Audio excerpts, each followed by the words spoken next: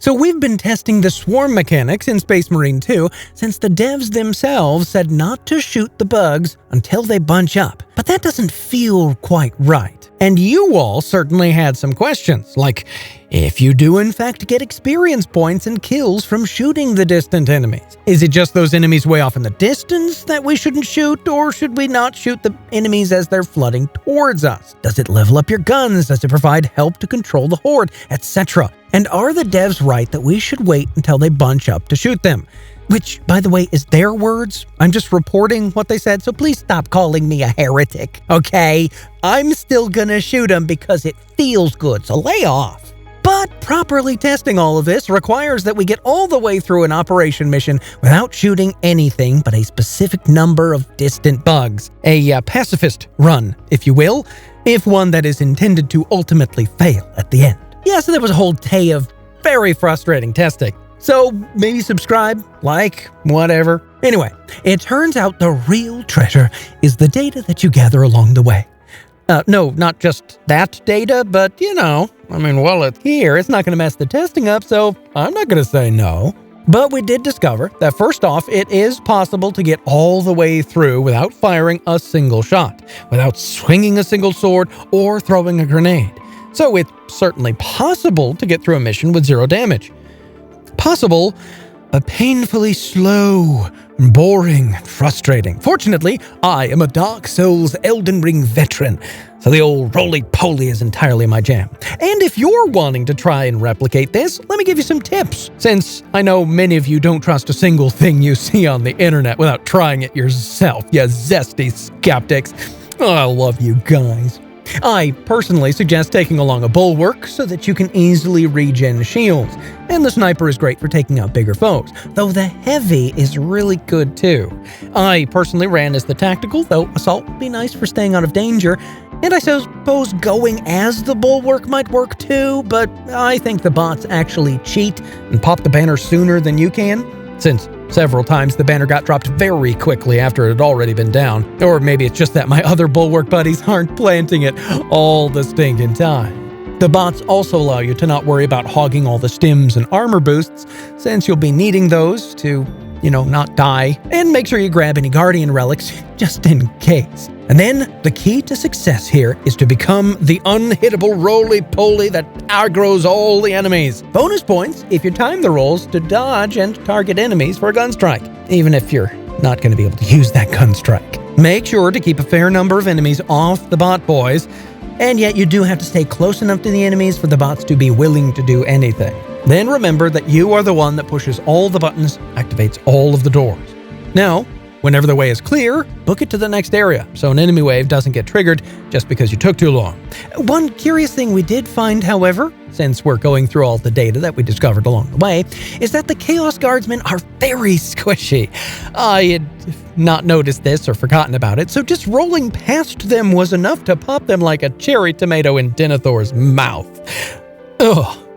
So, in ops missions that do include Chaos Guardsmen, you're going to have to be very careful around the delicate humans, or your pure pacifist run will be ruined. And as it turns out, I personally am not very careful, so I did end up with all too many kills, though as you can clearly see, no melee or ranged damage to speak of.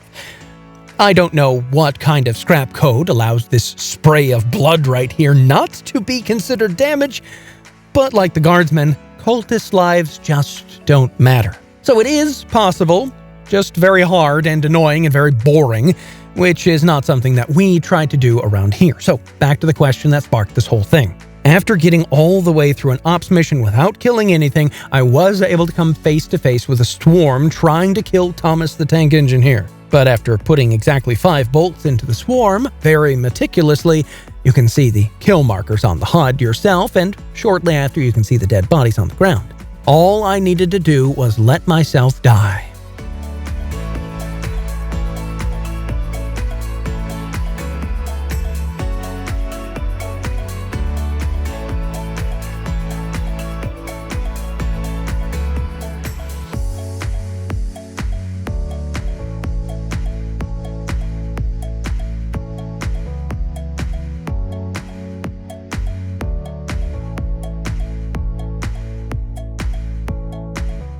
Or just let the train fail like this.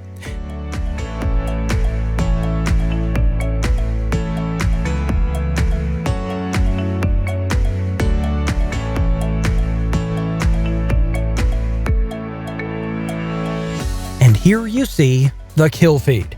You can see that of those 5 bolts, all 5 were kills, but none of them counted for damage.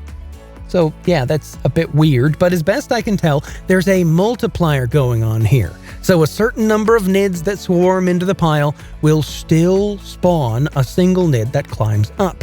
So you have to kill multiple times the number of swarm bugs to prevent a climbing bug from spawning. And it seems that you do more damage when shooting the pile. So whereas we have heard anecdotal reports that people have been able to completely stop an entire swarm from reaching the walls, or an entire side of the swarm, and we can confirm that it does seem to lessen the swarm. It seems to prevent whole bunches of bugs from climbing up. However, fully wiping a swarm was not something we were able to replicate, though we did get close to taking out whole arms of the swarm. Now, I will say I don't know if shooting these bugs spawned more on the other side. We were unable to confirm or deny this. So ultimately, the devs are right that aiming for the pile is still the most consistent approach to dealing with the swarm. But do let us know if you happen to have fully stopped a swarm so that none of them were able to climb up. And for the other question, which we can fully answer, does shooting the swarm give you weapon experience? No. No, it does not, since the weapon XP system is not based on kills or damage. You'll still get the same amount of gun levels whether you spray down the horde while cackling like a madman, or sit like Strider in the Prancing Pony, just waiting, biding your time to kill the fully formed nids on the top of the wall. Either way, open fire, like, comment, and subscribe, and I'll see you again next time.